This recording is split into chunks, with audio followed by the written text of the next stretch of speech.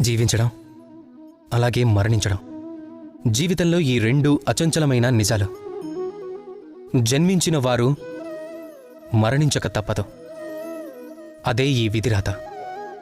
ఇప్పుడు ఒక విషయం, ఈ మరణం అందరికీ వస్తుంది, కానీ జీవించే అవకాశం రాదు. జీవితం మొత్తం ఏదో పనులు చేస్తూ గడిచిపోతుంది, కానీ ఆ జీవితం జీవించలేము. అలా జీవించలేనప్పుడు చేయాల్సిందేమిటి?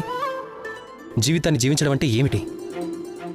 మనం ఎలా జీవించాలి అంటే ఒక దీపంలా ఆ అగ్నితో అసంఖ్యాకమైన దీపాల్ని వెలిగించాలి. ఆరిపోతున్న సమయంలో కూడా చీకటిని చెండాడుతుంది. ఆ కారణం చేతనే దీపం పెట్టిన చోటుకు పూజలు చేస్తూ ఉంటారు, పవిత్రమైనదిగా భావిస్తూ ఉంటారు. ఒకటి మాత్రం నిజం, మరణం అందరికీ రాక తప్పదు. నాకు గాని మీకు గాని ప్రతి ఒక్కరికి ఏదో ఒక రోజు ప్రపంచాన్ని విడిచి వెళ్ళక తప్పదు. మరి మీరు ఈ జీవితంలో ఏం చేశారు? ఇదే చాలా ముఖ్యమైన విషయం. ఎవరికైతే జీవితాన్ని జీవించడం తెలుస్తుందో వారు మరణించిన తర్వాత కూడా జీవిస్తూనే ఉంటారు, అమరులుగా మారిపోతారు. మీరు అమరులు అవ్వాలంటే మీరు జీవితాన్ని ఎలా జీవించాలో తెలుసుకోవాలి.